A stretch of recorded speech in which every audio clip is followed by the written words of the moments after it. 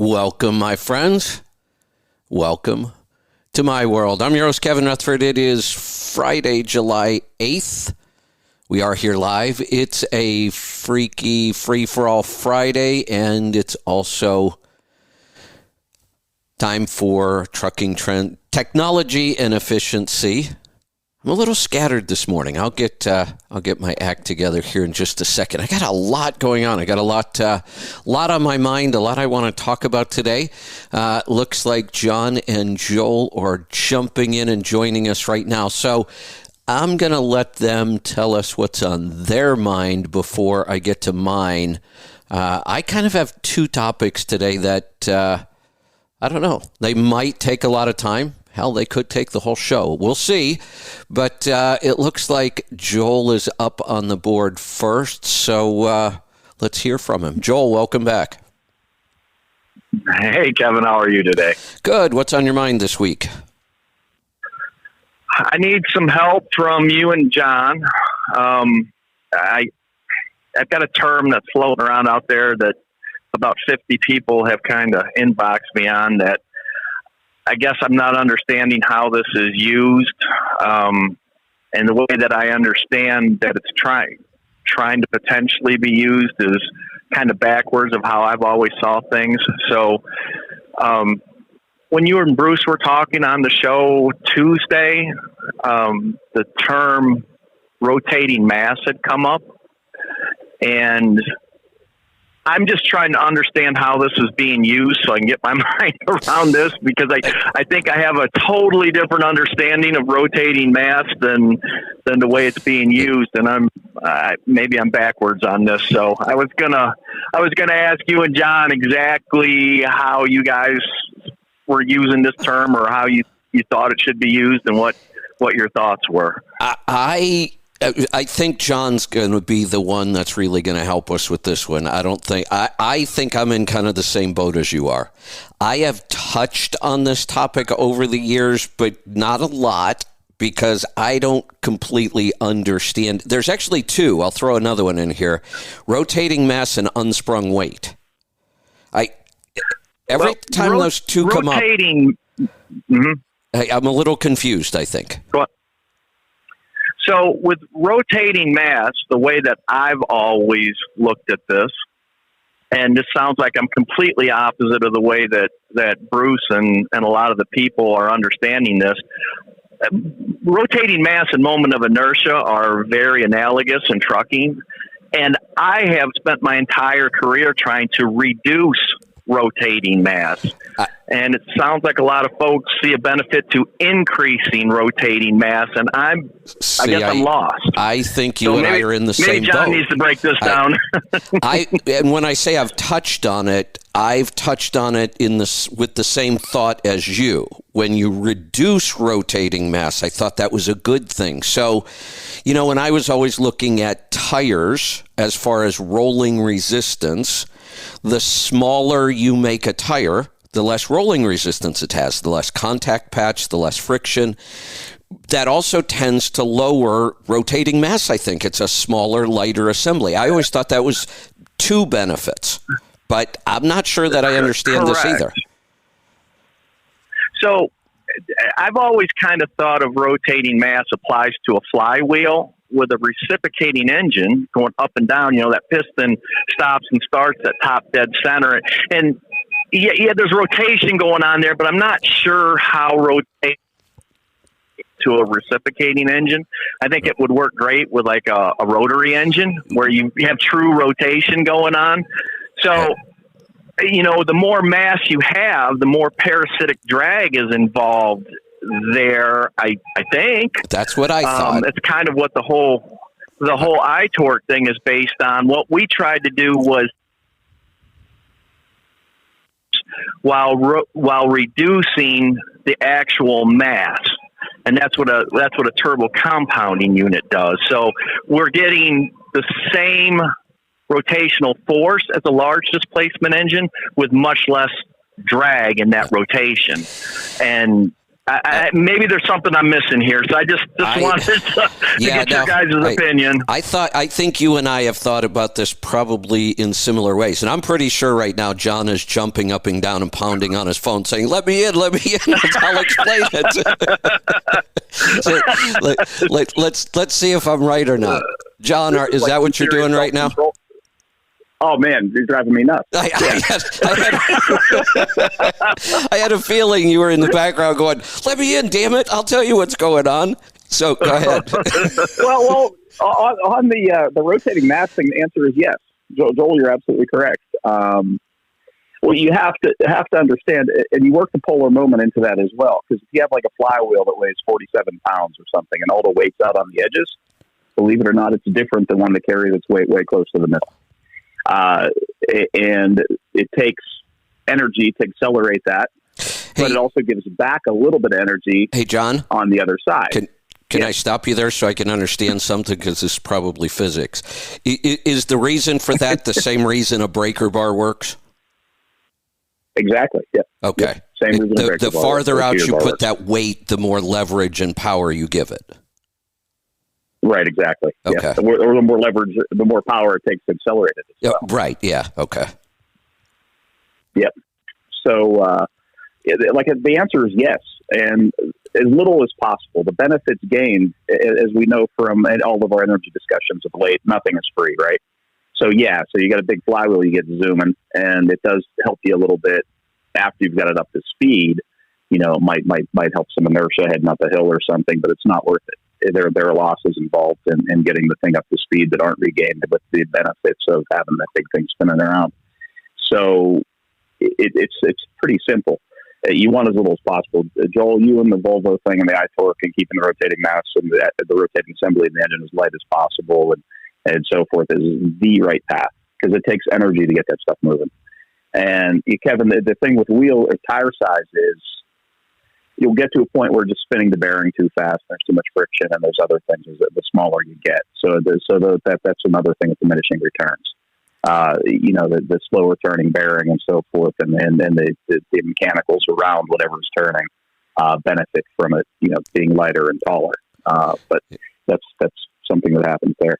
On to unsprung weight really quickly. This is my world. I deal with this on race cars all the time. I mean, lighter wheels, lighter anything that is not suspended on the car. So you could consider like the wishbones that attach the steering knuckles, or the uprights as we call them, to the chassis. Those are like half. You can take half of that weight and call it unsprung.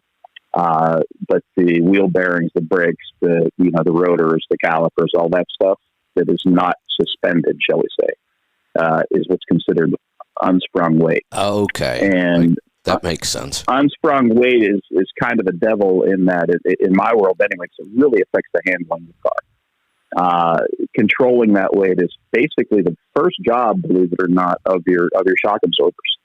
The shock absorber is not just there to give you a nice ride or whatever. It's there first and foremost to control the spring, to keep the spring from setting up an oscillation. Thus, the polar moment of the unsprung weight bouncing up and down on the road. So the shock absorber really number one job is to control the spring and the unsprung weight. That transfers into a better ride, obviously, and you better compact patch with the road and a better handling truck. But that's what the shock absorber does. So, and that stuff is very adjustable on the cars that I work with. And, most of my speed is usually in handling, not engine and not other things solved in the way that thing handles. And controlling that stuff for me, I mean, I play with spring rates all the time, and I play with shock dampening, all over the place. I have 4 different adjustments on my dampers. So I could control rebound valving, I could control compression valving, and and I have basically what's a bleed across either of those, where I could take my valving, which is basically a shim stack. It's like a reed valve in a 2-cycle engine. The fluid pushes on that shim stack, and I could adjust the tension on the shim stack, and I could also bypass fluid around it that's in the shock. So I have a whole bunch of stuff that I do there, and it's all about controlling the unsprung weight and the effect it has on the platform of the vehicle. Yeah. Got it. So that's that. But the rotating mass thing is simple. You don't need to think too much about it, and it does work in with polar moment. It really is. anything that you spin up like that is taking energy to do it. You're burning fuel to turn that weight. And it might be kind of. Go ahead. Yeah, kind of why, Kevin, over the years, you've always said when we get out to 16, 17, 18 liter engines, we have a real difficult time getting any fuel efficiency out of them. And to me, the reason why is you've got all this rotating mass that you have to fuel. It doesn't magically spin. And there's a hell of a lot of drag associated with that rotating mass. So it just... I don't know. I just got overloaded by it the other day. They just started hitting my inbox like, "What the hell are you talking about? You can't do that." I'm like, "Well, this is the way I've always been taught." So let me ask John. He's going to know this exactly. The great thing about this is with the whole iTorque thing, I've got a couple of guys out there that came out of the big bore high horsepower engines now. That were running over 600 horsepower, and now they're in a 455. And when you talk to them, because we do have that third gear available at highway speed, 10th gear, they will tell you absolutely the 455 is pulling right on par, with a 525 in the hills with heavy weight, because we do have that gearing with torque multiplication that's working to our benefit. We have the less parasitic drag, the reduction in rotating mass, but we have rotational force provided by that blow-down turbine. So I know I mentioned this in the past, and I'm not exactly sure how others work on this, but you absolutely have an increase in displacement when you add that blow-down turbine. You get the benefits of increased displacement without the drawback of parasitic drag. Now, we do get some back pressure, but they use that back pressure to drive the EGR, which allows us to really optimize the turbo for fuel efficiency and not have to use the turbo to push the EGR through the engine. Well, this has been an educational morning. I like it.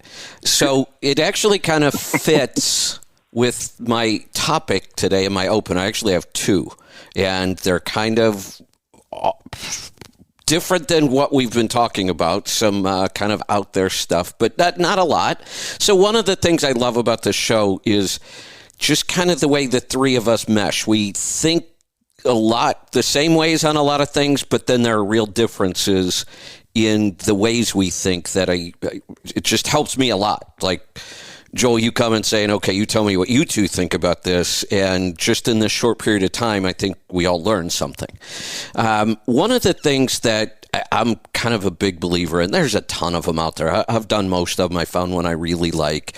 Have either one of you guys ever taken either like personality profiles or any of those kind of strengths tests, anything like that? I have the Myers-Briggs thing or something stuff like that, right? Yeah, Myers-Briggs probably. I've not done it yet. Okay.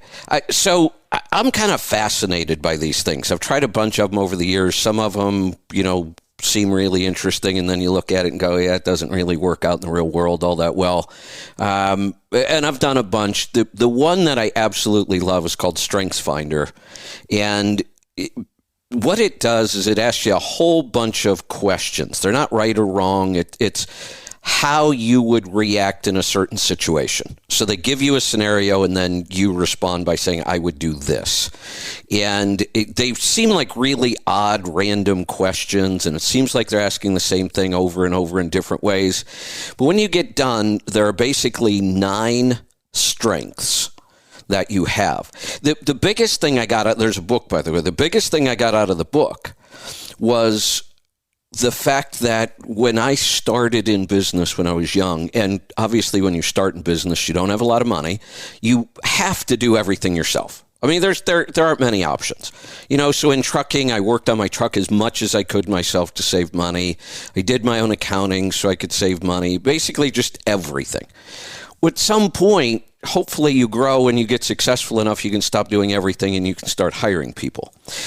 The mistake I was making was I kept looking at the things that I thought were important in business, and even though I wasn't good at them, I kept trying to get good. One of the things that is pretty important in business is you have to have structure and systems and kind of rules that you follow. And I hate that kind of stuff.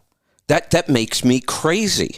I'm not good at it. I'm not organized. I don't want to be organized. I hate rules. So, but I always thought, hell, you can't run a business if you're not good at this stuff. So I tried everything. I would take classes on being organized. I would buy software. I would buy systems. And I'd get all excited and I'd sit down and I'm like, all right, this is it. I'm going to get organized this time. And it would last about a week. And I loved setting up the system. I hate using the system, though. I love writing spreadsheets because it's challenging, and I go in and figure out formulas and what can I... The minute I'm done writing the spreadsheet, I'm not going to use that thing. I hate that. So, but I kept fighting this. And the whole message behind this book was stop trying to be good at things you're not good at. Just don't do them if you have to. Just ignore it. Go focus on what you're good at. Spend all of your time doing what you're good at.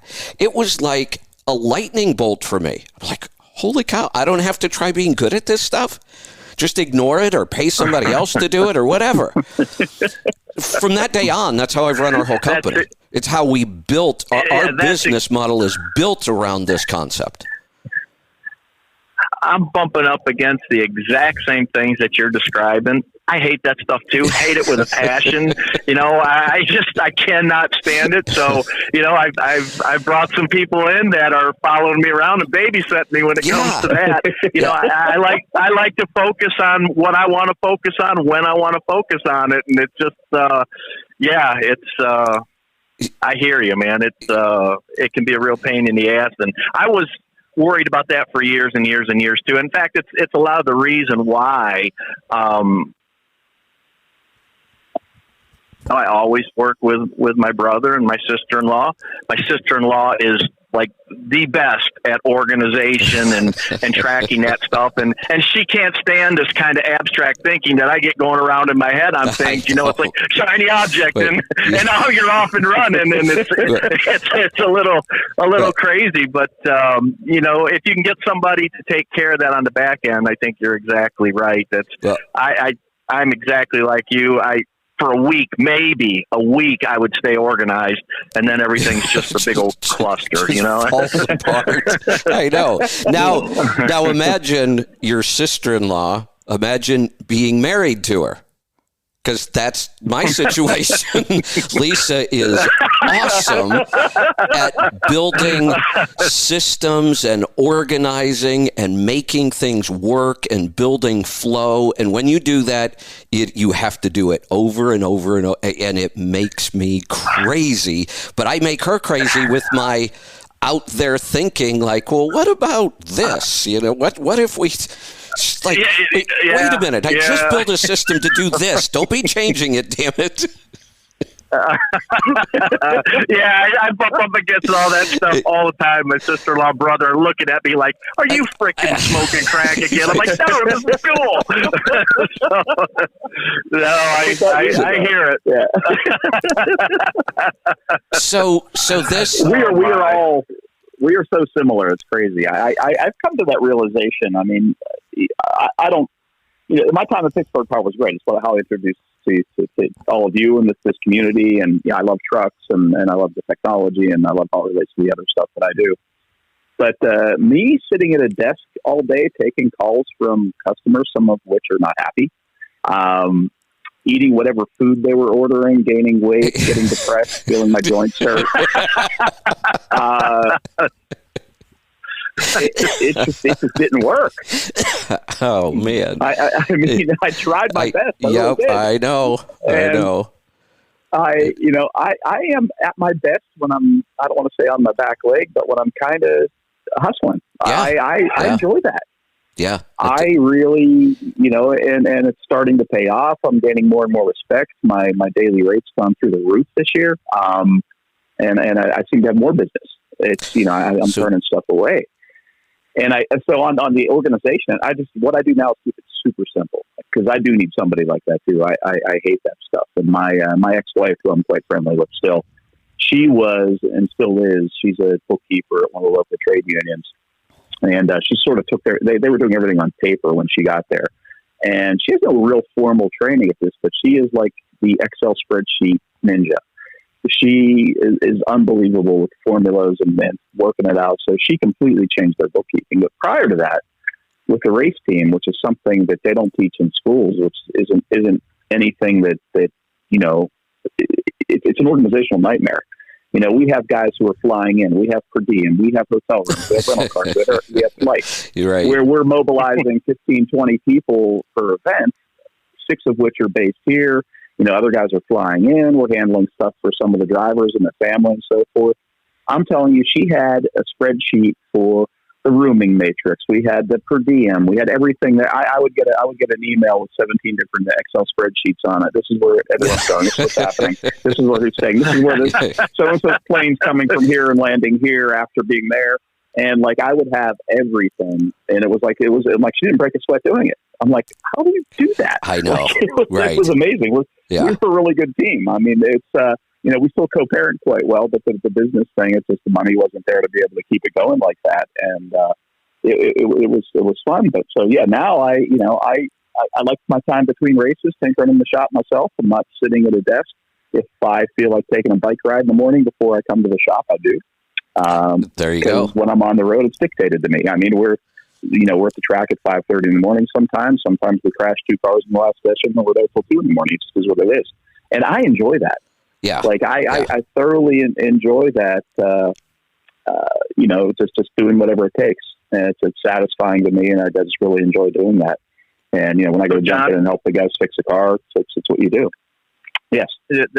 What you just described, I've kind of worked with a couple of engineers at Volvo that babysit me in the exact same way. So I'm just pounding ideas at them, just constantly. Why are we doing this? Or why aren't we doing this? And they got a guy down the powertrain, and I feel sorry for him. He's just doing math all day. I send him shit from the road, and he comes back. I don't know how you did this, but you were right on the money. But yeah, we should be. It is nuts. So no, I hear you, man. It's just. One of the engineers told me, he said, the best engineers in the world are nothing without the kind of feedback that, the shiny object guys like us provide. If somebody's not out there thinking outside the box, pushing the limits, and, providing that type of feedback to an engineer that kind of has tunnel vision, just by definition, an engineer is only looking at a known set of facts that are known at that time. And they have a very difficult time, even beginning to think outside the box. Very intelligent, very smart guys, they're pedigreed, just crazy PhDs, double PhDs, and these guys that I work with up there, and you start pushing this out of the box stuff to them. And at first they were apprehensive. I mean, very apprehensive. And then they started tearing it apart. And that's basically how we got iTor. I'm telling them, guys, we need to do this. And, they didn't understand why in the real world their view of things was too narrow. And once they kind of opened up the view, now they're just running wild with it. They get it. You know what I mean? And they're really, really making great strides with shift logics and how the engine should the power curve should look and all kinds of things. And, that stuff I could never do. I'm not an engineer.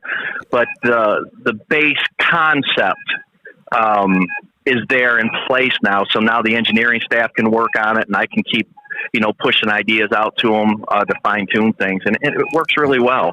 But I'm exactly with you guys. There's no way in hell I'd be organized enough to do that stuff on my own. It just would never happen. Here's a simple example of how much work I put into something and then blow it because I didn't handle the details.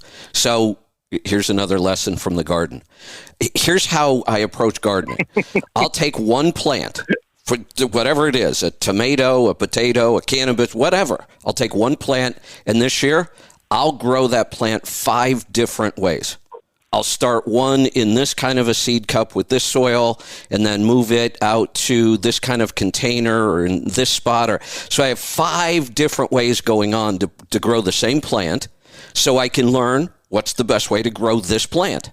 The problem is, at the end of the season, I find I'm looking at this one plant going, wow, look at that one. That one's beautiful. It produced twice. But I don't remember what I did because I'm too unorganized to keep track of all that stuff. So I'm like, I know I learned something here, but what the hell did I learn? Something was better, but I forgot what it was. I know you've done that cooking too, because I've done that. Something comes out of the oven. It was great. What the hell did I do to make that happen? So yeah, exactly. Oh my, that's funny. We have, with the human interaction with what I do. I have mechanic. I'll call changes on a car. Now, I call myself an engineer. I'm self-taught. I'm not I tell people I'm a mechanic gone bad. But I have a knack for making those things go fast, and you'll get these. Rarely do we find someone with a PhD in our business, but they're out there floating around. But some of these, the guys with the big educations will just be about numbers. They'll look at data, it'll just be numbers, no field, never even look at a tire or climb under the car or anything just to see what's going on with it. And it's really interesting. And they're usually not that successful. They really aren't. And they get this tunnel vision where it's just about the numbers and nothing else matters. And it's really difficult. Now, the big teams have those guys just in the background crunching numbers. And then they have guys like me and they have everything in between. That's why they're the big teams. And the guy crunching the numbers. Yeah, so they'll be there, telling you why what you did worked, and me, I'll be pulling out from my personal database of other experiences. It's funny, but you say about growing the things 5 different ways. We do, let's say like the alignment on your truck is what I'd call a setup on a race car. Yeah. And it includes the alignment. It also includes the aerodynamic settings and ride height settings, and there's a whole. And again, it's a very complicated Excel spreadsheet that I built that I actually enjoy. But it's, I could tell you, if I change a spring, exactly how much force it changed at the wheel at a certain wheel travel, because those things are progressive or digressive depending on the car. So it's really interesting stuff, and it's fun. But I'm in the trailer looking at data, talking to a driver, and I'll send a sheet out to the guys under the tent and say, hey, put this on the car. And sometimes it goes a different direction than I wanted it to, right? Yeah. And the car goes up and goes really fast. And I don't have, I guess everyone has some ego, but I try not to have much ego. That doesn't bother me. I've had engineers who have made a mistake, sent it out to the mechanic. The mechanic did it wrong. The car went really fast, but it wasn't what the guy wanted, and he's pissed. So to me, I do what's called a set down. So the setup, which is all the adjustments going on to the car, the set down happens at the shop when we get back. So the guys will pull the car into the shop, they put it on the setup pad, put it on the scales, strings around it, check everything, and we find that, oh man, I was supposed to go up 3 on the back and I went down 3. Shit, John's going to be mad. But we just won the race. And I'll be like, awesome, no test, But, much like your gardening thing, like you have the different ways of doing it. You see which one works, and then you have to verify at the end. And, so I take those set downs, and quite often when I go to that track the next time, I'm not going to put what I wanted to put on it when I made that change. That might be something I explore in a test session later. I'm going to set it up with a mistake on it because it worked. It worked. Results, numbers are great, but results are all that matter. Yeah. Really, it's just what are the final results, and that I just need to find somebody to follow me around the garden and keep track of all this shit. So I don't take notes on all of it. I know. At least to build you a spreadsheet. Come on. Yeah, exactly. Sheesh. But then the problem, look, I can build the spreadsheet, but I won't fill it out. That's the problem. I need somebody to fill the damn thing out. I love building the spreadsheet. That's the fun part. The minute it's done, I'm on to the next project, though, and I forget that it even exists. So this test, then, the three of us are similar in a lot of ways, but we have enough differences because if we were all identical, what would be the point, right? Why have 3 of us talking if we're all the same? We're similar enough that I think we can really, kind of latch on to something and dig into it, but we approach things differently in other ways.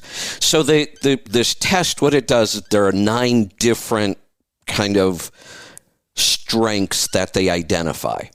And then the overall idea is you take your top 2. It rates all 9 of them for everybody. 1 through 9. 1 is the thing you're best at.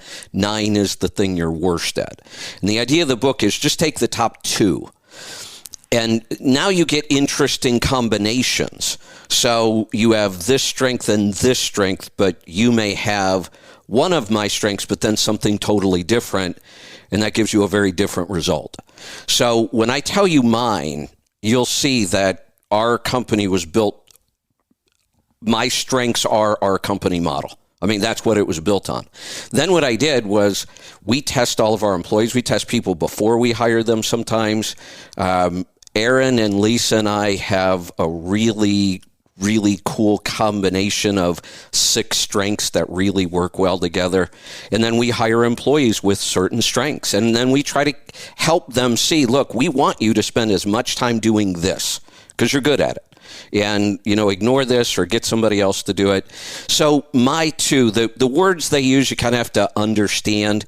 The book does a great job of explaining each one. So I am a influencer and a pioneer, or a pioneer and an influencer. I've taken the test about 4 times and they always flip back and forth, but they're always my top 2 no matter what. And I've taken the test years apart, so it's not like you remember how you answered last time, but it's always those 2. Here's what they mean. A pioneer, I would really think you 2 would get this one for sure if you take the test. A pioneer is just the person who's always looking for the next best way to do something.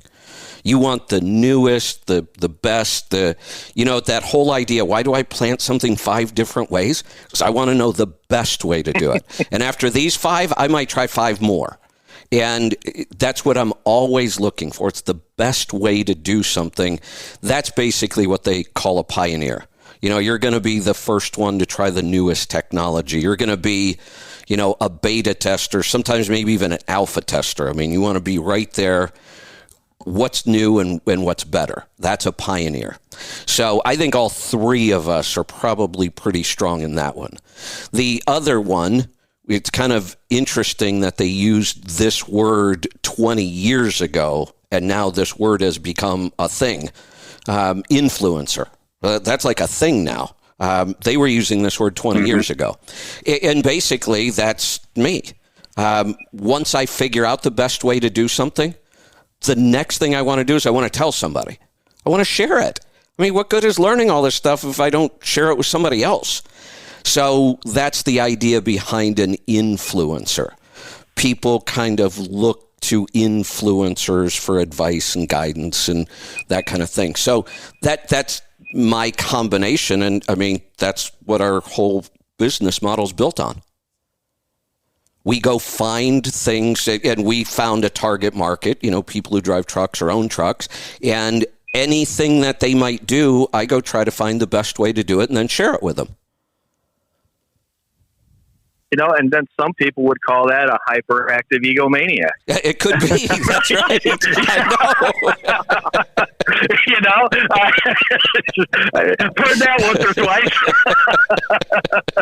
Yeah. I definitely. It's all how you look at it. Yeah, and again, I don't know if it's a hyperactive egomaniac. I'm almost self-deprecating most of the time.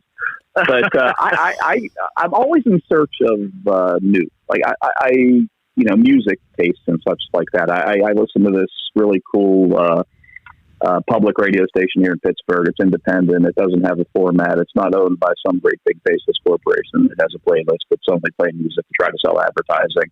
And I'm really into music and live music, and I just really enjoy different. I don't want to. I could put on a pop station. I wouldn't know a song on it. Like I just don't know. I might be able to pick out Taylor Swift or something, but I really just don't do that. And I find myself like sending people links. Hey, check this song out. Like there's that many other things. And then right. When I find a new brew pub that I really like, all my buddies know about it. And I find and I know they don't have the same taste as mine, but I just have this need to share. Like I don't know why or how or what it is. It's just it comes out, and quite often they enjoy it, or they it's really good. But I have this hunger always for seeing new places, listening to new things. And, I've got this little vintage hi-fi project going on in my apartment. Trying like different, different tubes and how they affect the sound, and the cartridge that runs on the vinyl, that creates the electricity that's amplified when you play your vinyl, and really getting into analog stuff. And, it's just, it's a slippery slope, and I've probably spent more money on it than I should. But it's really, really fun. And I'm always like, I'm going to try these. I'm reading about different, they call them interconnects and all the wiring. The wires make a difference. Like it's noticeable. And power conditioning on the way into the system, and sometimes the wrong power conditioner will actually dull the sound, believe it or not. And it's really interesting stuff, and I have to share it. I'm having guys go, and my buddies go, hey, listen to this. Right. And I'll make this minuscule change that only I could hear. And I'll be like, isn't that amazing? Right. Yeah.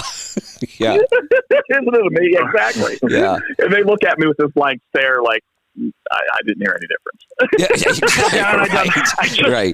done the exact same thing with a set of parameters I sent to a guy, and I was all pumped up about it. Like, this is freaking awesome. And I send him these damn parameters and load them in the truck. And he's like, okay, what just happened? I was like, oh, man, come on. Oh, shoot. No, I hear you. So I am going to pretty cool. I'm going to send you guys links for the book. The book is really, really easy to read because the first 9 chapters are just describing the 9 strengths. So you kind of understand what each one is. Then you go take the assessment and you get your report where it ranks them in order and tells you, how to take advantage of them, those kind of things. So I want to see the results from this. I want you guys to take it. All right. Yeah, this is I have my last screen right now. StrengthsFinder 2.0. Is that where we are? Yep. Gallup. Cool. It's a Gallup service. They're using your data. There's an interesting history here. The original author, I think, was a big part of Gallup early on, and then I think he separated when he started doing StrengthsFinder. Okay. Yeah, there's an interesting history there, but there is some tie-in with Gallup. They have a similar test, and then he kind of expanded on it and went out and did something a little different with it. Read the book and take that. And next week, I'd love to see the results from both of you guys. So we'll talk about that. I have another. For sure. I have another homework assignment too. We're about to go off the rails here. You ready? Oh my. Okay. Yeah, we're going off the rails. Take notes? Well, no. All you need to do is write down this book, because you've got to go read this book. I read a lot of books, a lot. I have my whole life. I average about 2 books a week. Now, there are times where I'll go 3 months without reading a book. Doesn't happen very often. But then I'll be reading a book every other day. And right now I'm kind of in that mode. This book was like... I think it said the average time to read it was 10 and a half hours. I finished it in about a day and a half. So I do read a lot of books. There are very few books that anymore, especially that really grab my interest and really get me thinking the way this book did. The name of the book is The End of the World is Just the Beginning.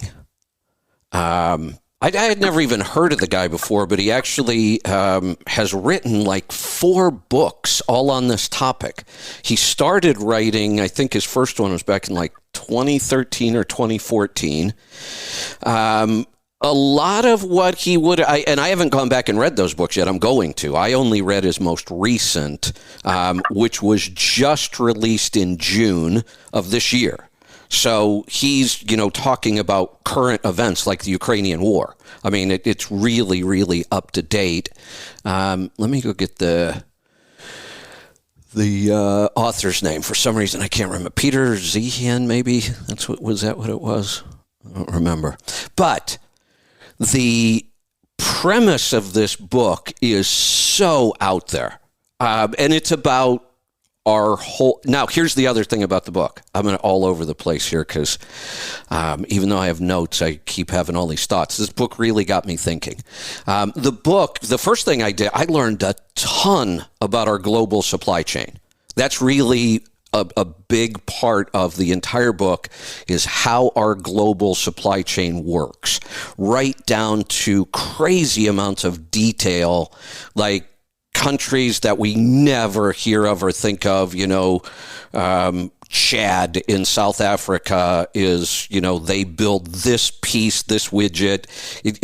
I learned a ton, and our supply chain is ungodly complicated. My God, he goes through some of the stuff that it takes to build a car today, and where all the parts come from and where they end up and where they get put together. And it is just insanity how complicated it is. I'm still looking for, Peter Zeihan, "The end of the world is just the beginning." And then here's the line that really caught my attention: "Mapping the collapse of globalization." So there's a couple things that I've always kind of thought, were the way things work. Like, haven't we always kind of been led to believe one of our biggest problems in the world is we just have too many people?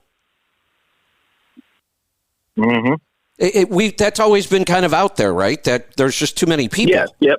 And there's only so many resources. There's a lot written on zero population growth and so forth. Only replace yourself. Yeah. There's been a whole lot of stuff written about that. Yeah, that's kind of like, and I've always kind of heard that, never paid much attention to it, but it kind of sort of makes sense. Well, what he's talking about that's coming right now, like this isn't 40 years away. He's talking about what's going to happen in this decade, the 2020s and the 2030s and beyond. And what he's saying, the other thing that we could probably say has been a pretty clear pattern, and I expected that it would just continue, is globalization. This one world economy where we're all connected, and one car is actually built in 7 different countries with parts from 62 different countries. And I've always assumed that would just continue and we would do more of that, right? We're becoming more and more connected all the time, right? Right. Well, his claim is that's over. The opposite is about to happen, and it's not, the problem isn't we have too many people. We don't have enough. Our world economies are about to start crashing because we haven't had a baby boom anywhere in the world for decades. We're running out of people to do certain kinds of labor. He maps out when you're this age, you're good at this kind of job and labor, and we need a lot of those people. Then when you move into your 40s, you're more adapted to this. Now, most of the world is reaching retirement age, and we don't have enough people to support the economies we've built. Sure, and we're kind of seeing that just today with the unemployment numbers on the backdrop of the economy. Unemployment's like 3.6%, but a lot of people are saying we're in a recession right now. That shouldn't be. That's right. what's weird about this, but that's also what makes this book, when you read it, as I was reading it, mm-hmm. I was believing everything he said, even though they're kind of outrageous claims. I'm reading it going, yeah, he's right. When I got done, I sat down and I just really kind of thought through it, and I thought, very well researched, very well written. He does not make it political at all. He doesn't try to blame it on the Democrats or the Republicans or Bush or Obama, there's zero politics in this. He just lays out data and how systems work and why it can't continue. But at the end, I thought, okay, he had me totally convinced this is just going to happen. And I thought, this could all be bullshit. Yeah, he has a lot of facts right, I get that, but you also have to make some pretty wild assumptions that those facts are going to lead to these outcomes. Now, talk about, an influencer. the way this guy wrote it, like I said, while I was reading the book, I was convinced this is happening. We better go get prepared. And then at the end, I'm like, yeah, well, it could be total bullshit. So I want you guys to read this book, and then we'll talk about it. I'm going to talk about it a little more because it's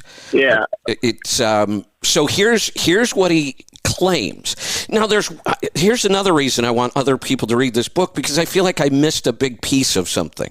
I need to go back and read it again, and that's one of the things that makes me crazy. I hate repetition like that, but I feel like I missed something. He explains how this is going to happen, but I think I missed one step. What's going to happen because each individual economy in all these countries are starting to crash because of this age thing, and we don't have enough young workers coming in. China will be the biggest loser in all of this by far. We've been led to believe that, and I've even said it. China plays the long game. They're going to take over the world. It seems obvious. This guy says the exact opposite. China is in real trouble. The good news about this collapse that's coming, this kind of world collapse, the good news is, and when he explains it and you look at it, it's incredible how many advantages we have in this country. Here's one way I could put this.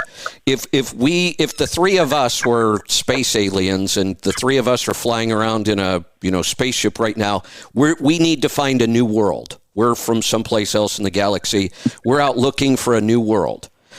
If we were looking at Earth to kind of take over and populate for its resources and a place to live, if we did the work and the research, we would pick the United States every time.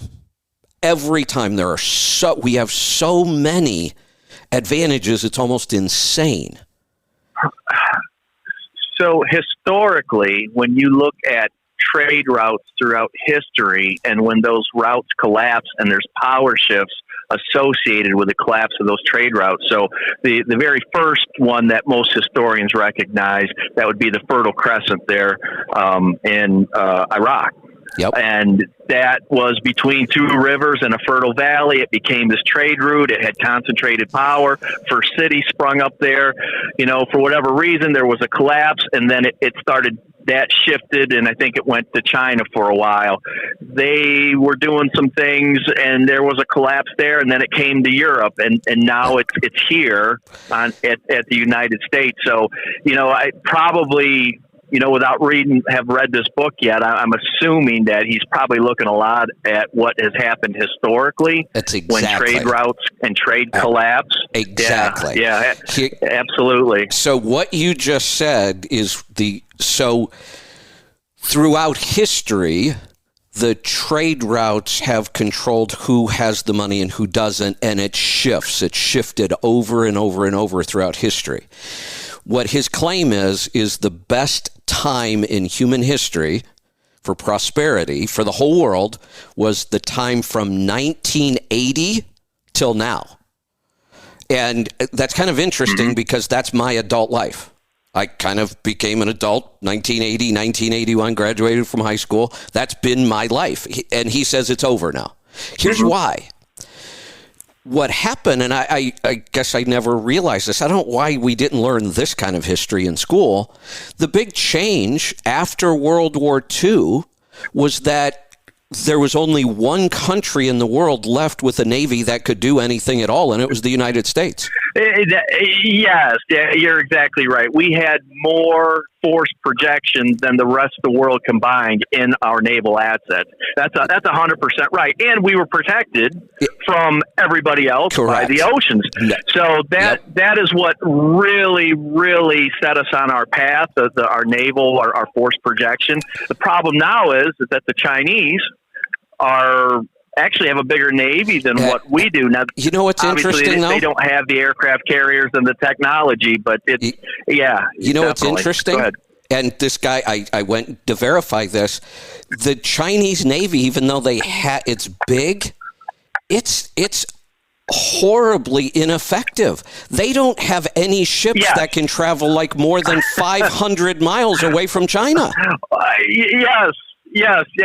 You're exactly right. They don't have nuclear-powered ships. They're still running on a lot of oil burners, and their technology is awful. Awful. Right. The Russians, same way. They're single aircraft carrier. It leaves such a smoke plume that you can track it visually. You're exactly. Yeah, we definitely have a technology advantage. There's no doubt about that. Here's what we did, and here's what created the globalization in the world we have right now. After World War II, we became the world's police in the oceans and in shipping and said, we will protect all trade around the world with our Navy. You can ship anything you want anywhere in the world and never worry about pirates or other governments. Because you think about it, once you put a ship out on the ocean, anybody could attack it. Remember Somalia, what was going on for a couple of years? The pirates off Somalia were just taking over ships. Hell, they made movies about it. And we were battleships back out, right? We were the reason you were able to ship things all over the world safely because we protected them. Now, his claim is that's going to end. The piece I missed is I don't know what the final catalyst is that creates that piece.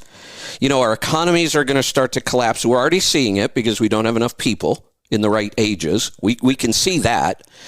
I do understand that we are the reason there's all of this global shipping and why it's become so complicated. We created that. I'm missing the piece of what is the final straw that happens. Then the U.S. says, okay, we're not doing this anymore. And at that point, we start into de-globalization, and he actually ranks every country in the world just about on how it's going to affect them. And the U.S. is the least affected at all because we have everything we need within our own country to create a prosperous world. The little bit that we might be missing, we can get from Canada and Mexico, and they're right here, and we will probably become really, really strong trade partners with them, and this will be the most prosperous part of the world. According to his claim, some countries will go back to living like before we had electricity. It will be that bad for them. That would not surprise me a bit. I've watched a lot of military analysis of almost what you're talking about here. And this is exactly the reason we've never been invaded. We've got everything we need. You know, we're protected by these huge expanses of ocean. So, you know, the Chinese can't march over here and leverage their cajillion man army. Right. Same thing with the Russians. You know, they like to use guys as cannon fodder, but they can't get them over here fast enough in order to invade us. You know, so you are exactly right. I think if what he's saying happens and there's deglobalization, we're the place to be, no doubt. The three things. Another thing that'll drive it aside. The three things you need for a prosperous country: water, food, and energy. We blow almost everybody away around the world on all three. We have more fertile farmland than anywhere else in the world. We have more good, clean access to water, rivers, the fact that we can move things around within rivers. And we have, if as we start to make a change to solar and wind, which he covers a lot in this book, it's not happening anytime soon. We'll have those things, but they're not even going to come close to replacing fossil fuels, probably not ever. But when we start to make that change, we also are like second in the world for wind and sun. Australia is the only one that could produce more wind and solar power than the U.S. It's like we have every possible advantage. It's almost insane how much advantage we have in a world. If we stop all this shipping and globalization, it's pretty incredible. Like I said, the book could be total bullshit. None of this could ever happen. I don't know, because there's a lot of variables out there. But he lays it out so well Like I said, he's not talking about 30 years from now. He's talking about this is happening. It's starting right now. We will be severely affected by it for the next 2 decades. I could see all that. I mean, I kind of believe what you're talking about here just because it's happened historically multiple times. Yeah. This would be nothing new in the history of the earth. So, history tends to repeat itself. Yeah. So this would not be shocking to me at all. I mean, it'll be cyclical, and it may go back in 100 years the other way again. But Kevin, I don't know. I just downloaded the book. I have to drive to Indy on Sunday, so I'll listen to it on my way out. Oh, good. To me, the way I look at globalization and as why it happens, not happening, it's just profit. If it's cheaper to get the bits and pieces to make that car here, there, everywhere, you're going to do it, and the profits are going to go up. It's a part of what I feel is a problem with our economy, the fact that the stock market controls everything, which to me is just a few rich people, in my opinion. I don't have a 401k. I don't have any of that stuff. I don't care. I work on. Yeah, I wish I did, but like I said, I'm a little bit on my back leg. But but to me, it's just a profit above all motive that does it. Right? So once it starts making sense to make this stuff here again, we're going to. It's just the way it's going to work. Maybe it's all the. Yeah, go ahead. Well, I don't mean to interrupt you, but I got to get this thought out before because my mind's going 100 miles an hour. You came to the same conclusion I think I did, and I think it's why I liked this. I'm actually reading 4 books right now that are all topics that are hard for me to get my head around. I can't believe I'm trying to read 4 at the same time. I'm reading The Creature from Jekyll Island, which is all about the Fed and the gold standard. That might be the problem, Kevin. I know. The fact that you try to read 4 books at once, one at a time. Yeah. I know. So I'm going to have to go back and read them all again because I'm making myself crazy. But I'm also reading one called The Moral Case for Fossil Fuels. Why we absolutely should not give up on fossil fuels. It would be insane. But I'm reading all these at the same time. But one of the things that came to me is what you just said, John. When we talk about the Fed or the gold standard or half this stuff, you always start thinking these big conspiracy theories, right? Oh my God, Bill Gates is trying to depopulate the world, and once it goes there, I lose all interest. I can't get my head around shit like that. But I think, what if there is no big conspiracy theory? It simply is a bunch of people just chasing money. I have a feeling that's all most of this stuff really is. It absolutely is. I would agree. Yeah. It absolutely is. And I think one of the growing up here in Pittsburgh and watching the jobs go south, and then they went. So the U.S. Steel moved everybody to Birmingham, and Westinghouse went to Charlotte. And the town I'm in is a Westinghouse town. Trafford is a big. They built transformers here, right down the valley. They built all the rotating apparatus for power plants and such. And it was all Westinghouse. And so in the 70s or early 80s, when they all went south to bust the unions, and again, that was profit driven. It wasn't like they weren't making money. It wasn't like the unions were putting them out of business. There were people in Pittsburgh having really good lives, and you like to vilify the unions, but the majority of those guys worked their asses off. My grandfather was a union shop steward at LRA, which is Westinghouse large rotating apparatus, and started off as a welder, and then he moved his way up and he was a foreman, and, he did a lot of those negotiations. And those guys worked hard and they made a good living, and they were able to, have a nice suburban house and send their kids to college without a pile of debt. And, the kids grew up to be baby boomers who were spoiled, but it was just it was an interesting way of life that I watched end. I was young, but I saw it end. I saw it go away. Right. And like this town that I'm in now, here, Trafford, it's a shell of what it was. I mean, it was it's a town of 3,000 people, but there were 7,000 people who worked here or something. It was crazy, and only 3,000 lived here. So, but it was interesting to see that all go away, and then it goes even farther away. Again, more profit. So it's okay. Let's do it in China now. Westinghouse, we're done making washing machines in the Carolinas. We're going to go to China, and again, their profits go up. And it kind of drives me crazy, but it makes sense. There's no conspiracy theory. It's right. like you do the math. It's legal. It works. So, it's more profitable. And wait a minute. Isn't that basically what all three of us spend all of our time doing? I don't know why I like to have a separation between tiny micro businessmen like us and them, but I don't know why I draw a line. No, I get it. I love small business. Big business drives me crazy. And how do you square that as a capitalist? Because without big business, you don't have things like cars and iPhones. Right. There are some things that only big business is going to create. But I think we got way out of whack. Too much big business, not enough small business. And I hope the shift, and it looks like it, if you look at what he's predicting, the shift will drive us back to more small business, more custom made, much more local. And if it happens all over the world, what he's claiming, and like I said, it's so well written, you look at it and you go, yeah, that's exactly what's going to happen. Without this global, and he goes through all the things you were just talking about, John, how textiles moved from this area to this area, how cars moved from this part of the world to this part of the world, how, chips, computer chips and motherboards are all built here now. I mean, he even breaks it down to where low-end computer chips are made in China.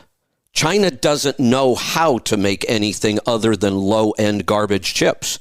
They can't even make mid-level. And then how there are certain parts of the world where the crazy high-end chips are made.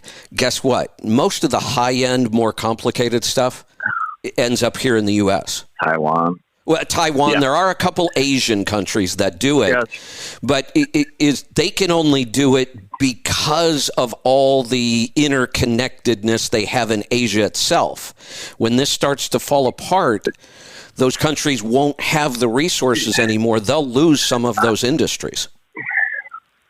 So I don't know that we should call this a collapse or falling apart. I think what truly is happening here, so now we have the internet.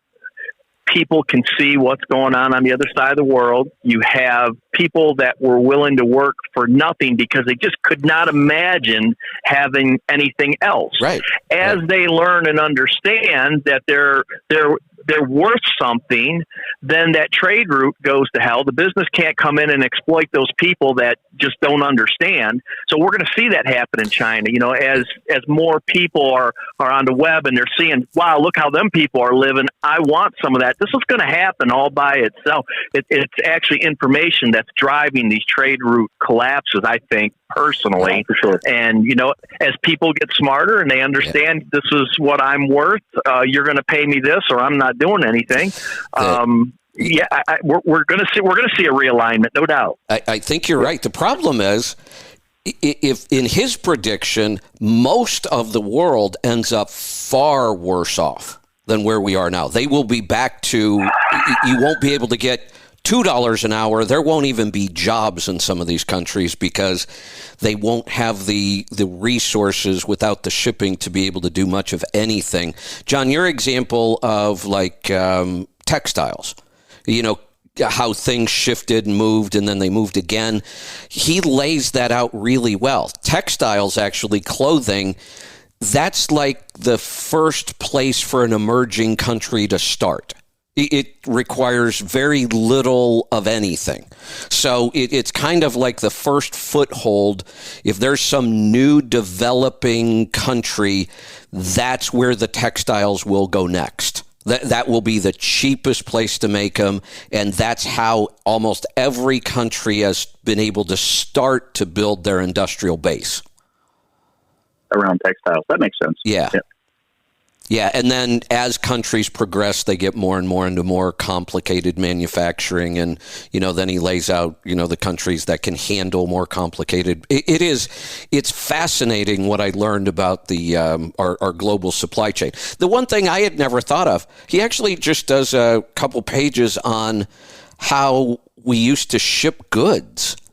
It used to be we had, and you talk about unions at the ports, that was a big thing. They used to handle everything on pallets, like one at a time, unloading pallets off ships and moving them around on docks near the water. And then the creation of containers and container ships it changed everything.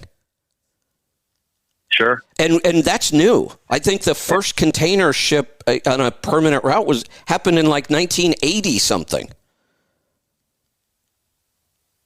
Yeah, I think you're right. I can't remember the name of the company, but I think that's exactly 79 or 80 is when that started. But that kind of makes you wonder, how many people kind of really have a grasp of this, and maybe that's why we got some of the goofy trade deals we have that keep some of these other areas of the world afloat. You know what I mean? Some of this stuff just doesn't make any sense, and you just kind of wonder: is that what this was designed to do to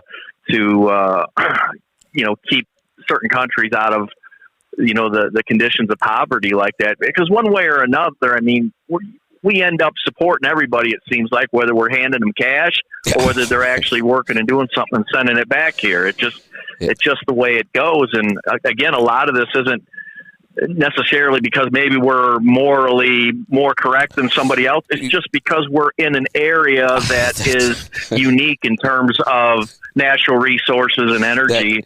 It's all right here. That's what it's looking more and more like. Now, you could clearly say our founding fathers and the Constitution and all the freedoms, and it was a good setup. There's no doubt. And that did contribute to how fast our country was able to grow and do it. But, our ego about, look, we created the greatest civilization in the history. We're so smart. No, we just got lucky. Yeah, there's a lot of that. I mean, it was just think about this. After World War II, right? The rest of the anyone who could make anything and do anything that we had to compete with was blown up. So, of course, we made cars for the whole world. That was an unrealistic time. You can't go back to that, right? You just can't. That era from 1946 to 1968 or 70 or something. I don't think we really had to start competing until the mid-70s, to be honest with you. So there's a whole, almost 30-year period there where we dominated economically. You know what else we did during that time? What else? We created a lot of babies. Oh, yeah. And that's kind of the point here. That's a big part of why we were so prosperous. We had people, human capital.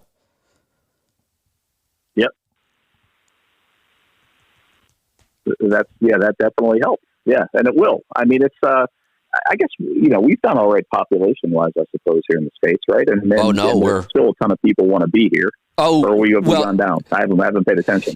Well, we're doing okay, and now you think maybe we should start importing a lot more people. We should be more careful about it. We should be. I agree. We should be a little pickier about it, but we should go back to. As I'm reading this, I'm thinking we should start some really aggressive policies to start bringing more people into this country. I don't have a problem with that at all if we do it right. Yeah, but again, we've made it difficult for some reason. I think they need to work on some of the rules around Absolutely. it. I mean, it's just crazy. Yeah. And I had illegals working for me, if you want to use the term illegals, which I don't agree. But I had a couple of French Canadians that were fantastic race mechanics who ended up getting papers for.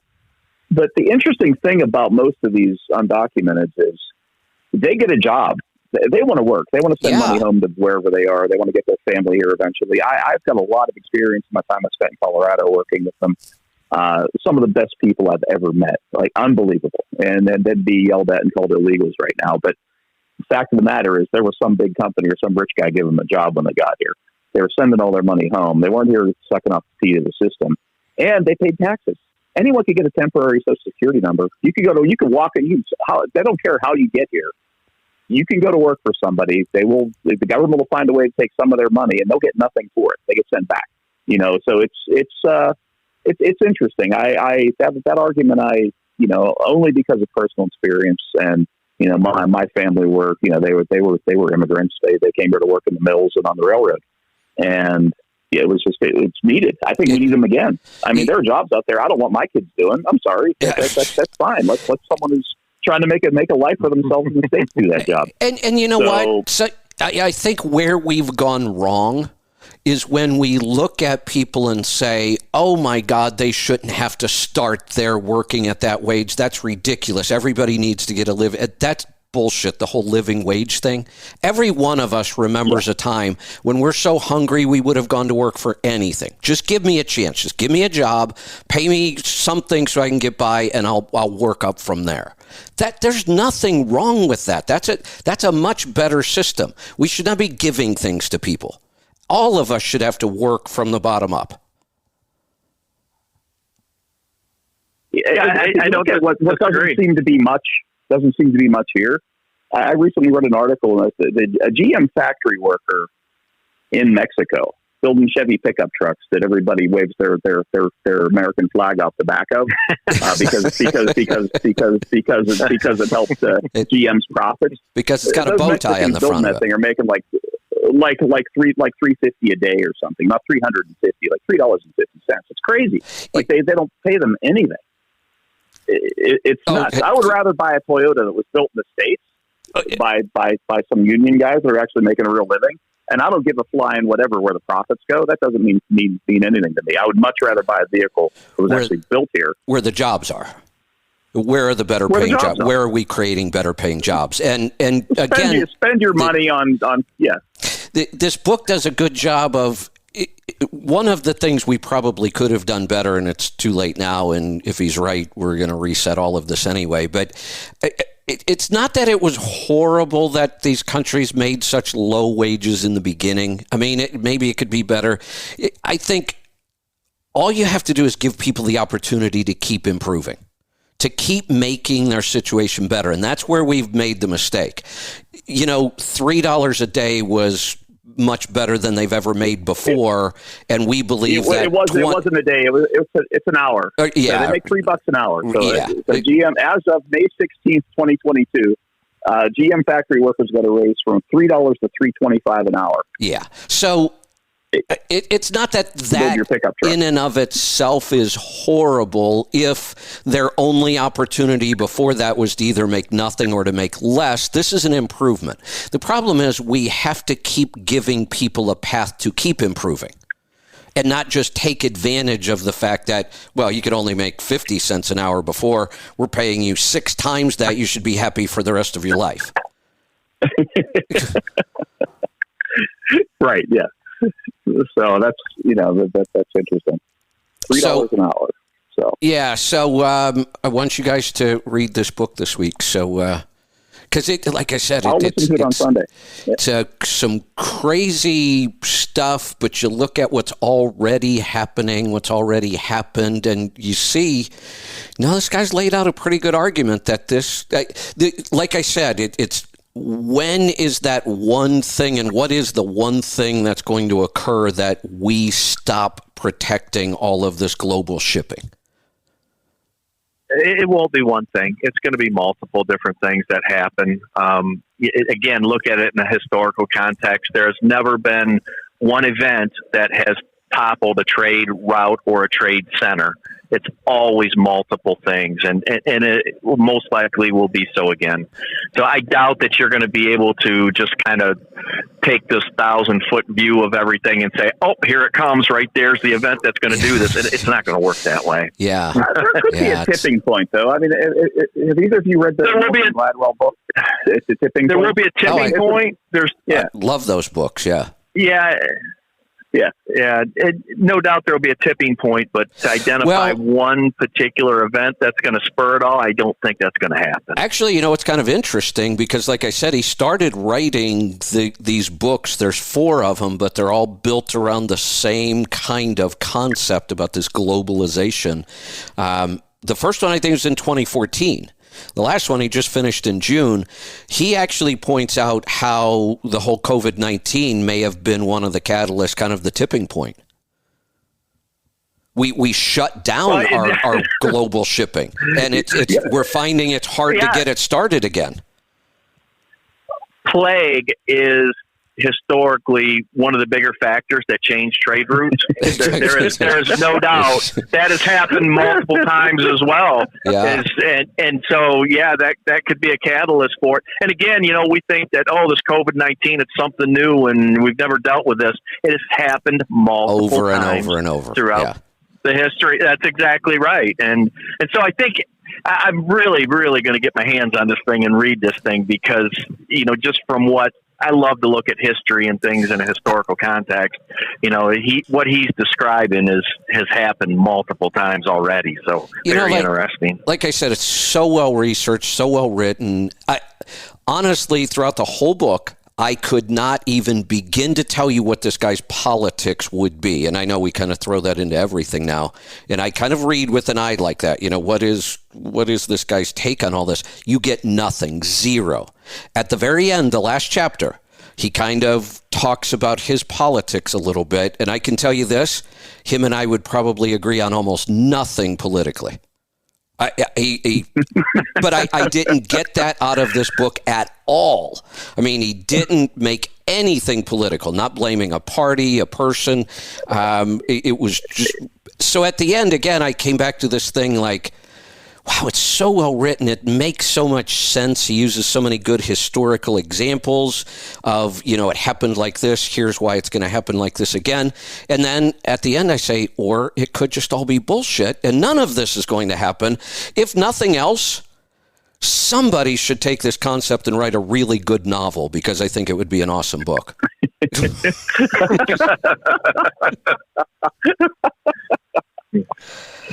Of it actually happening. Yeah, that would be great. Yeah. Somebody write the next 30 years of what this is going to look like. Write it in a novel because I think it'd be an awesome book. But I'm going to look forward to next week. I want to hear what you guys think after you read it. Awesome. All right. So in all this time, we've been chatting away. We actually have one call. So I'm going to take this call. Phone lines are wide open. I don't have much more to talk. Well, I probably have a ton of things to talk about today, but I think I've talked. Oh, the one thing I thought was pretty interesting. I don't want to get too political or too much into the news, but I wanted to throw this out there. Did anybody see the farmers protesting in the Netherlands? Yeah. No. I didn't see that. Huge protest. This is a big, big deal over there. The government of the Netherlands, here we go with the pushing too hard on the green stuff. The government of the Netherlands is going extremely green, and they have told farmers they have a very short window. I forget. It's not that long. They have to cut the emissions from their farm by 50%. And basically, the analysts are saying you'll put most of the farmers out of business. They won't be able to do this. And the farmers basically did, and they said they were inspired by the truck drivers in Canada. They just took all their tractors and started driving down the roads and went to the roads. Yeah, blocked roads. And wow. Yeah, it's kind of crazy. They had there was one 16-year-old kid driving a tractor, and they've got video. The police are shooting at him. Yeah. Wow. Yeah. It's getting pretty serious. That's nuts. So one of the things he talks about in this book is, and we're already starting to see it, and then you see things like this. We are already starting to see food shortages. It's happening. I mean, it's happening in this country. There's some undeveloped countries that are really struggling already. But he talks about that's going to be the worst thing about some of this. We will see food collapsing in certain areas. And when we're looking at things like this, for the government to come in and think that they're going to make some big climate change impact now, what the hell? No, we have to make sure we can feed people. Yeah, I agree. That makes a lot of sense. We're trying to regulate emissions and where we're at in a potential adjustment, it may not make sense. You gotta eat in order to be around to notice if your efforts took any That's right. had any success on the climate. So, yeah. Look, yeah. Oh, look at how clean the air and the water is. I wish I had something to eat. Yeah, exactly. But don't you think there needs to be, again, we have some opinions that we share on diet, obviously.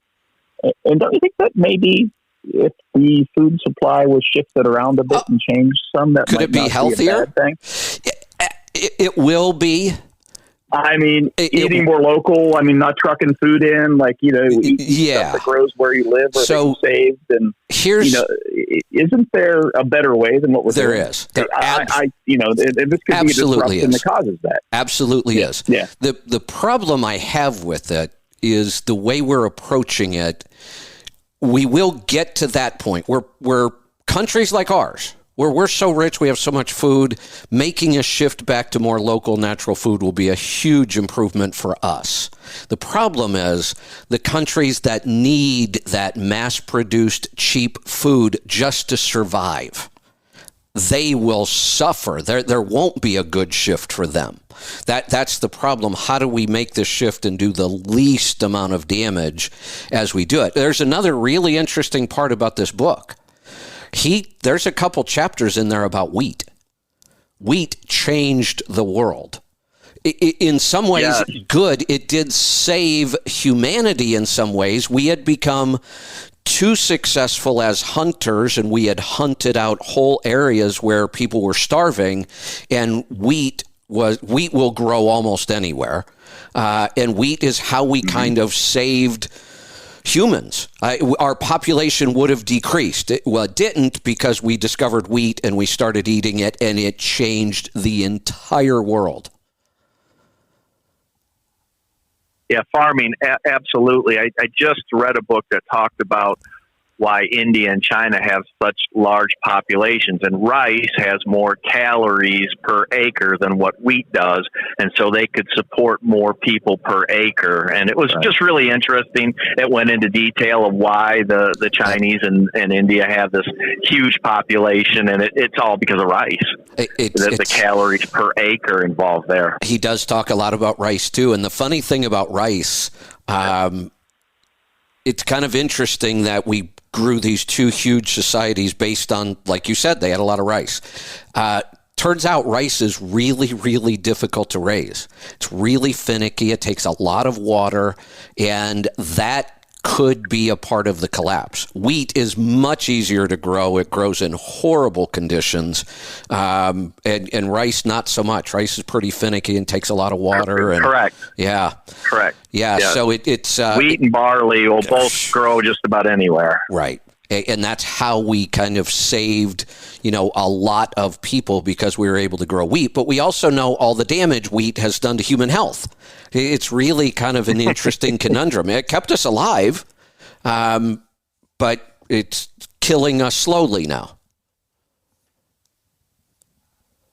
Yeah, they laid out the square area that it took for a hunter to subsist. Right. And it took like a 16-mile square area, and you could feed a family or 10 people on less than a quarter of an acre when you started to farm and you done grain and cereals and stuff. So, but they also noted that when we did shift to farming, that the average height went from about 6'2" to 5'3", and general health overall declined, and life expectancy of a farmer was actually shorter than the hunter-gatherer by about 10 years. Yeah. So, so John, like you were saying, got into that in Carnivore Code, didn't he? Yeah, a little bit. A shift back to, more local food production. And in a lot of these countries, here's another thing, though. It's shocking how few parts of the world are really well suited to grow stuff. Again, we're really fortunate. Yep. We have incredible amounts of fertile farmland here, and that's not normal. That's not common around the world at all. Yeah, when you look at just look at Russia, how much of it's tillable. Not much. Not much. It's a huge Right. country, but Right. yeah, there's not much that's tillable at all Same with there. China. And one of the reasons why I think the Russians really like the idea of having Ukraine, because they're one of the few places in Europe that has a whole lot of fertile farmland. I think they have the most fertile farmland In Europe. in that area by far. Ukraine does. Yep. That's absolutely correct. Yeah, he Yep. talks about all of that stuff in this book. Like I said, an incredible book, really well researched, really well written. I learned a ton about, our global supply chain and what countries produce what and why that happened, and it's really just it's interesting stuff. Let's grab a couple phone calls. Let's go to New Mexico. Don, welcome to the program. Morning, Kevin. Hey, John, Joel. How you guys doing? Good. How are you? Great. Excellent. Sent over an oil sample, Kevin. I'm And then I also looking got at a it fuel here. mileage report. All right, so looking at a DD15. Does this only have 130-some thousand miles on it? Correct. Year-old truck. Okay, and there's 66,000 on the oil that's in it right now, correct? Correct. They flagged an awful lot of stuff here, but honestly, none of it really matters. I mean, even though all this stuff is flagged, the wear metals are just building up over time. You got 66,000 miles on the oil, and we're still in the first 100-some thousand miles of the engine's life. You tend to see some of those early wear metals, and they'll build up a little bit. So I'm not seeing anything in the wear metals that really concerns me. No fuel dilution. And I'm using catalyst. Yeah, and that's why the iron's a little higher than I would expect. But you have some potassium, but no sodium, so there's no coolant leak. They flagged moly and boron and magnesium. Those are all additives, so you can just ignore those completely. The base they flagged, but it's at 3.4. Hell, today that's a good number. They really need to change the way they flag base, and they flagged oxidation at 22. Like I said, they flagged an awful lot of things. I don't think anything here is any concern at all. Okay. Cool. Well, then I do have a fuel mileage report on this truck. Preface it by John. You remember the teal-colored DD15 Cascadia with the Dorothy? Remember that truck? Yep. I remember clearly. Yeah. Yep. Yeah. Lifetime on that was 7.5. Lifetime on this truck for 13 months is 8.6. 30-day is 9.06. Nice. And that includes the fuel used by my 8K Onan generator. Oh, wow. Okay. Because I can't pull that off because it sucks it out of my tanks. So we estimate 0.3 to 0.4 gallons an hour on the generator. But I chalk everything up to a lot of research. Following Henry Albert's advice, we got a direct drive transmission in 216 gears running on wide singles. And you have the aero package. Does it have the what they call the PHD Epic? What do they call the Evo? I think. This is a Western Star, John. Oh, it's Western Star. Oh, great. Nice. That's neat. 5700 with a custom bolt sleeper on it. Oh, nice. So Okay. it's not That's a like box, the it's aerodynamic. Yeah. Yep. Well, good results. That's cool. Yeah. So I don't follow, but I'm starting to see some good numbers. I mentioned this on the show a few shows ago, but the DD15s are starting to really pick it up. Are they just starting to finally spec them correctly? Is that becoming easier to buy that spec now? Yeah, I think that's happening. I think you're seeing more of them spec'd better. I had some challenges when speccing this truck. The dealer had to keep calling the engineers to say, "Can we do this?" And of course, they'd come back and say, "Yeah, we can do that."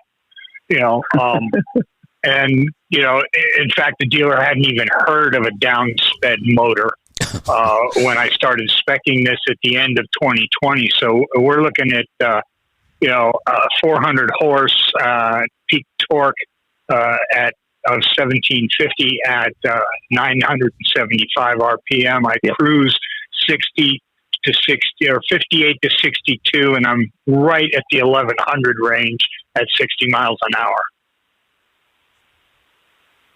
Nice. So, yeah. Yeah, that's impressive. Yeah, it is. It sounds about right where you want to be with that. Yeah. Yeah, that's right on. Yeah. Yeah, that 219 with the DT12 Direct is a nice package. I mean, Henry ran that for years before I heard of anybody else even getting one.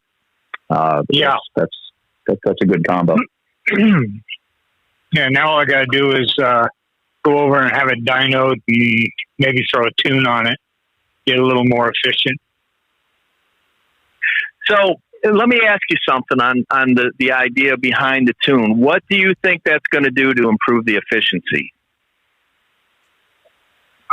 Experience from the last truck, the 2010 DD15, which was it dynoed out at 434, and when we kicked it up to it was 550 to the ground, and my fuel mileage went from an average of 7.1 to hovering right around 7.7. So how was that truck geared? That was a 13-speed manual with 342 gears. Okay, something for you to think about here. Okay. You're in a traditionally geared truck in the past, and this is where I think you can make an argument for horsepower and tuning to improve fuel efficiency, because essentially what you have a truck that's gear bound. You can only really run in the top two overdrives, really, essentially at highway speed. So you're dividing torque in that transmission in both of those overdrive gears, and you're trying to keep the truck moving down the road. So if you think about this, horsepower and extra torque start to make a lot of sense to keep that thing in those overdrive gears to keep the RPM low. Because remember, when we're talking about downsped, we're talking about keeping that piston speed low. And as you bring RPM up, you're no longer downsped. So essentially in the past, putting a tune into a truck with traditional gearing, you were essentially downspeeding that truck in a sense, because you were able to keep it in overdrive longer before you had to downshift. With your 216 Direct, you have two gears available at highway speed. So now you're going to optimize through gearing, not necessarily horsepower. And you have to be very careful. And John's going to know more about the tuning part of it. And I have a hard time getting my head around this, understanding what's happening to that power curve. If you go from 400 to 500 horsepower, but that horsepower doesn't come on till 15 or 1600 RPM, you're never going to use it. Not in a downsped truck, not geared the way you are. So that horsepower and torque has to be available at that 1100 or 1,000 RPM rather than being available at 15 or 1,600. So if you have a 400 1750 now, and say you go to a 500 1950 or 2,000 pound-feet of torque, we know what the formula for horsepower is, and it's pretty easy to see where that horsepower is going to start to come in on the curve. You want to make sure that the horsepower and torque is at the lower end of the spectrum. The stuff out at that high end is completely meaningless in a truck that's geared like yours. This is why the factory generally will not take a 600 horsepower engine and give you a direct drive 216, because you'll never get to that horsepower. You're running too low in the RPM range. So you need to understand where that horsepower and torque is coming in order to make that work. We went from 4 1/4s to 455s. We bumped horsepower up a little bit on the Volvo side, but we made sure that all that extra horsepower and torque came in between 850 and 1100 RPM. essentially the exact same curve, once we get past there. So with the way that you're geared, you really want to make sure if you're going to have something tuned that everything is happening at low RPM to get the full advantage out of it. Well, got it, Joel. That's exactly what he'll do. I know Leroy's been working pretty hard on the DD15 stuff, and he's sharp enough to. Okay. Nothing against anybody else who was there, but he'll bump the torque curve. So he'll work the timing. He'll work the timing curves. And he'll work the fuel curve to probably lower the peak torque a little bit. Whether they can actually measure that on the dyno there or not is another story. But Leroy he's sharp enough that he'll be onto that. He's actually coming to my shop tomorrow to help me tune a Viper, but so he could make a difference. So I'll be curious to see how it goes. They don't have a whole lot of experience, and you're absolutely correct about the traditionally geared trucks and the ability to maybe find some fuel mileage with tuning. But again, torque is the only thing you could really change, right? The horsepower is calculated. So if you run it up high enough, like if you ran yours hard enough, like say your engine only makes 450 horsepower, but it produces torque like a 600 horsepower engine, though. Right, so you'd have to have a traditional engine that made 600 horsepower to see the torque numbers that yours does, and yours does it sooner, which is why the horsepower number is lower because it's just a factor of RPM. Sure, right, absolutely, absolutely. So that's it. Yeah, so what he'll do is he'll be able to reshape that torque curve a little bit with his tuning, and you may very well see an increase. And if Detroit's got it optimized well enough, you may not. So it's going to be interesting to see your numbers after the tune. Yeah, you just don't want to get into the situation where you're chasing big horsepower and it's way north on the curve. It's going to do you very, very little at that point. And right. So yeah, if they got a really good understanding that, hey, what we're trying to do here is keep this truck in direct drive, and even really with 216 at your speeds you're talking about, your underdrive with torque multiplication is relatively available at highway speed. So, as long as the guy tuning the truck understands that and has that all in mind, yeah, I think it'd be real interesting to see what happens at that point. But just don't get hung up on the actual horsepower number itself. So interesting. I agree with John. I got to hang out with Leroy quite a bit when I was there, and he's got this dialed in. He understands it. He's getting better and better at it all the time. Good. So I think we're going to see some interesting stuff out of that. Let's go to Chicago. Fred, welcome to the program. Thanks, guys. Great show. I love it every week. Joel, I had a question for you. At one point, you had a 6x2 with 231 rears and tall rubber. And I think the whole concept was to get it down in the 190s with short rubber just without changing everything. I was wondering whatever happened to that.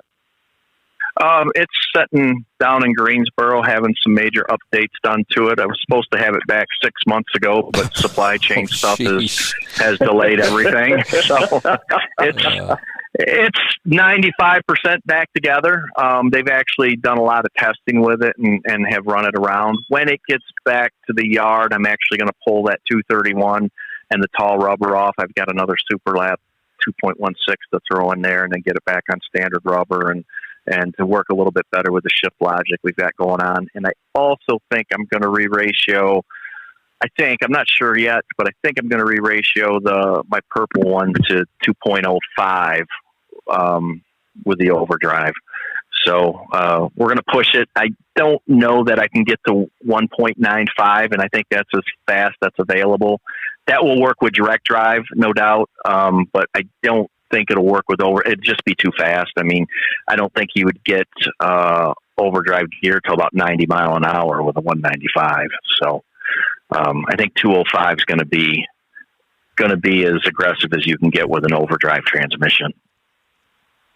Thanks, Joe. That answers my question. I was wondering, because you were talking at the time that gear ratio would end up in the 190s, and I was thinking, man, what would happen if you got down that low? Yeah, it's right in that area, no doubt. It worked fairly well. I didn't have the shift logic that I needed at the time. There were also have been major upgrades to the Gen 2 TC engine that really widened out the sweet spot in it. So, now I'm efficient from essentially 900 RPM to 1350, where before I was efficient from, 900 to about 1150. So I've got a much broader sweet spot that the whole key to this is being able to use them lower gears in the train. Everybody thinks in terms of getting it in the big hole and keeping it there.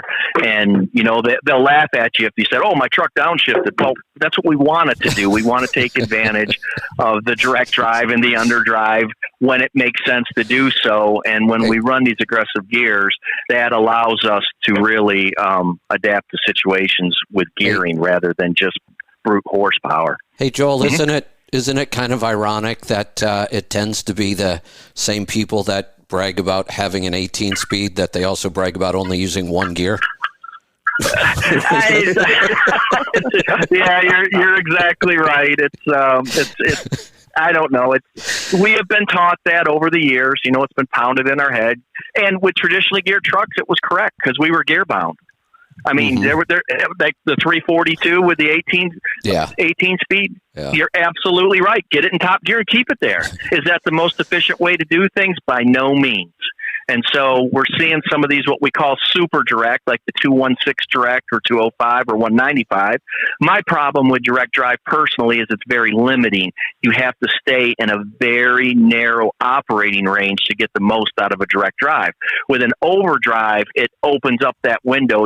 You've got an extra 25 mile an hour window you can play with when you have an overdrive that's capable, with the gearing that we have to run in overdrive, direct drive, or underdrive at highway speed. You can do a whole lot more. And it's a joy to drive in the hills when you have that underdrive available. The truck actually pulls on par with, my 455 iTorque pulls right on par with a 500 Performance Series Cummins with traditional gearing in the hills. So, a lot of interesting stuff. It'll be real interesting to see what happens when they get the tune put on this truck and how well they hit that lower end part of the power curve for you. I'd definitely be interested in seeing that. There you go. All right, we're going to head to Michigan this time. Brandon, welcome to the program.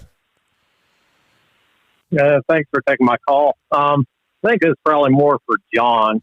I saw a post the other day. I think it was the other day. It might have been last week. Anyway, it was about the Dorothy on a DD15, and they posted a link to the John Walco Racing. Is that something that you're doing, or is Pittsburgh Power done away with the Dorothy because they started doing the max mileage? Is it still work? Or when I built my website, we just put a little thing on there for it just to generate interest. And again, not so much that, and I'll be the first to admit the modern, more clean running engines really don't need it. Like we put one on a Volvo once and nothing came out of it. We put one on a Max Force, Max Force International, and it's got tons of stuff. And pretty much every ISX we put it on, unless it's brand new, catches. I mean, it really does pick a lot of stuff up. So the reason I stuck it on my website is I have that patent. That's mine. Evidently, I'd have to give Bruce something for it if we sold it, but I would love to move it along. I'd like to see somebody else do something with it. And that'd be great. So I just put it there just for people to look at if they wanted to. I personally don't have the means to make them. I can't go into production. I mean, I can build you one. It's going to take me about 20 hours on my welding table, with all my hand tools to do it. And there's no way I can charge enough money to make any money at it. So, it's there. I put it out there just in case we could generate some interest. And, I would love to see someone go do something with it. But, the Pittsburgh Power line is if you run max mileage, your truck doesn't make soot anyway. And Pittsburgh Power, are they still doing those? No, they're not making them anymore. No, they stopped. So, okay, so they made them there in-house. No, I think the manufacturer made their mufflers made them. So we went to the muffler manufacturer, and he set up a little line, and he's had some automated welders and stuff that were able to do it a lot quicker and a lot cheaper than we could by hand. So they subbed it out to the same people who make their mufflers. Yeah, and that was okay. So they sold out of what they had, and that was it. And they focus on other things now. Personally, if I had a truck with an ISX in it, I wouldn't run it without it. It works. It's really simple. besides getting the soot out of there, catches moisture and some other stuff, because when you cool exhaust, it creates moisture. It's pretty handy on there. It works pretty well.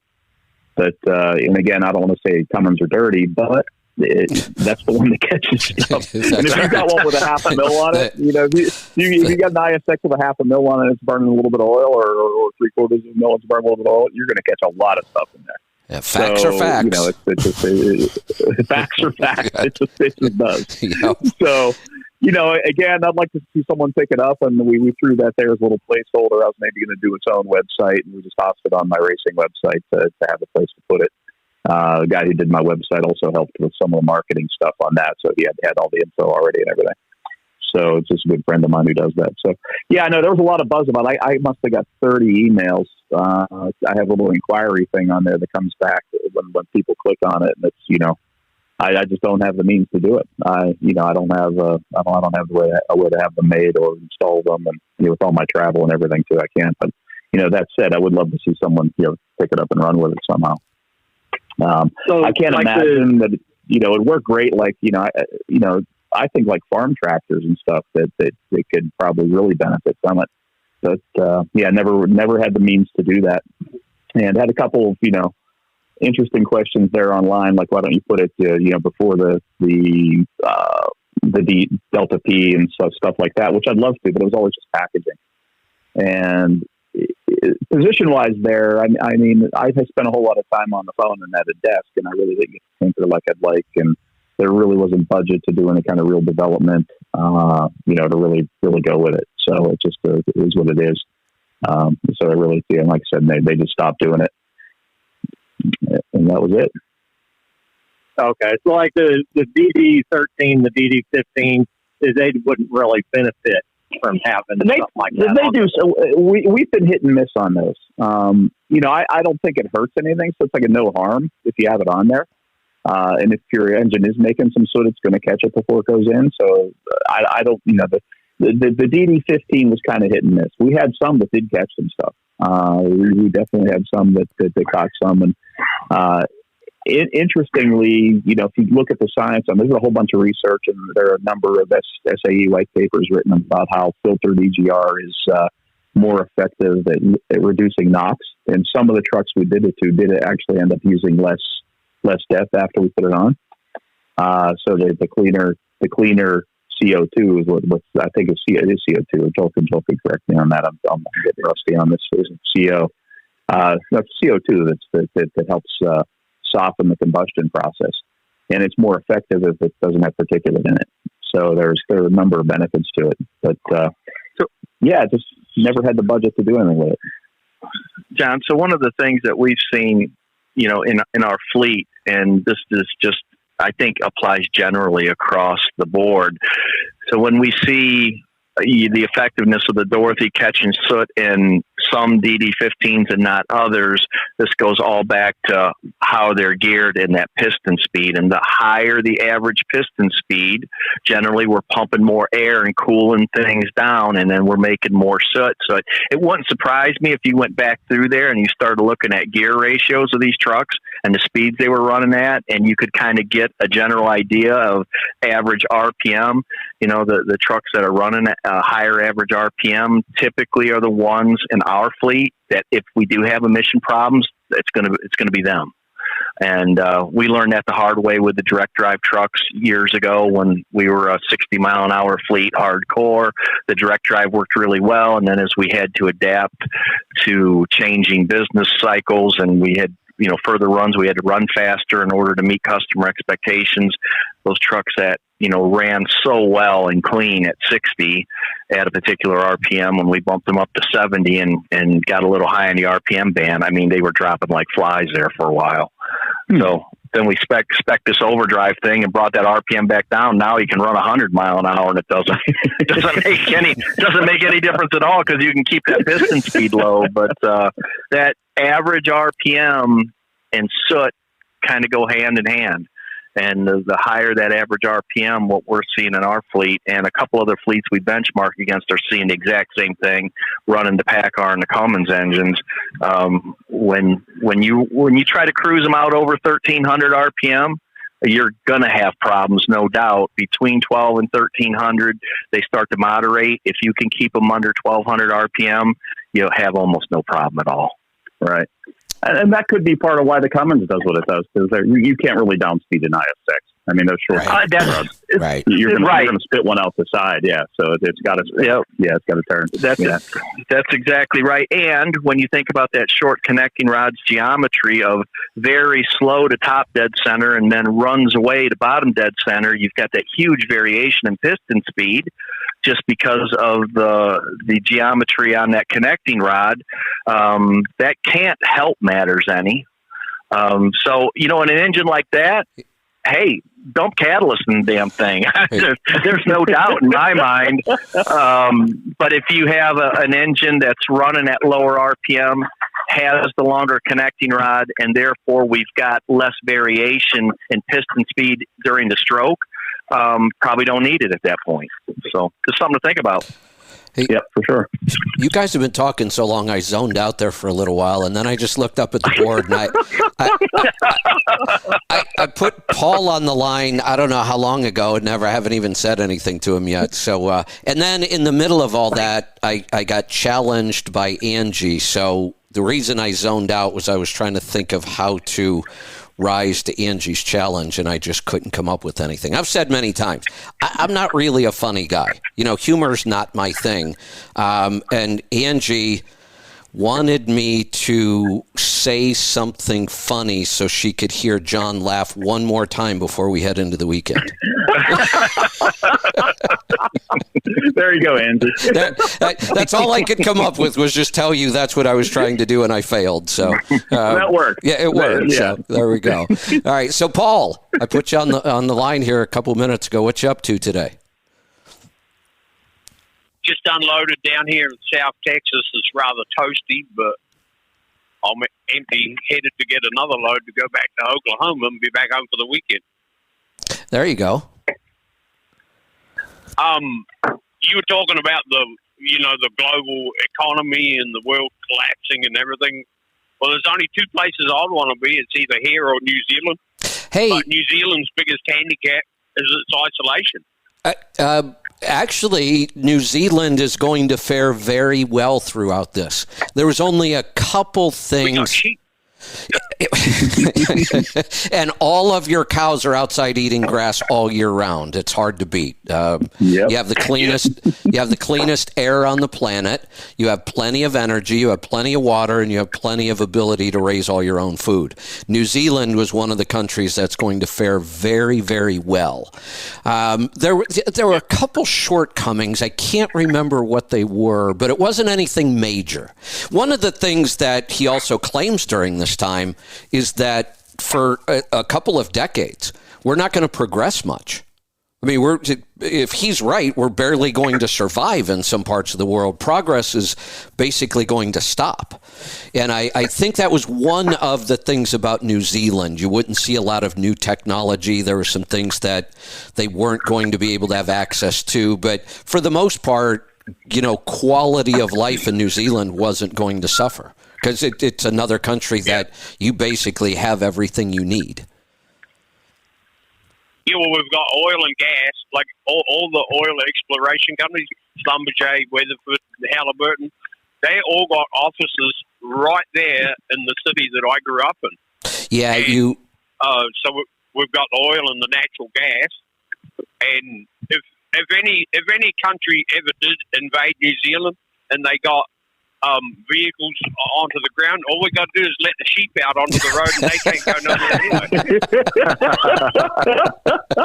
Because the first trip that I took my wife back to New Zealand, and I said we were touring around. We went right around the whole country the first trip, and I said I guarantee we'll be somewhere on the main highway. We were on State Highway 1, which is top to bottom, North Island, right through to the bottom of the South Island.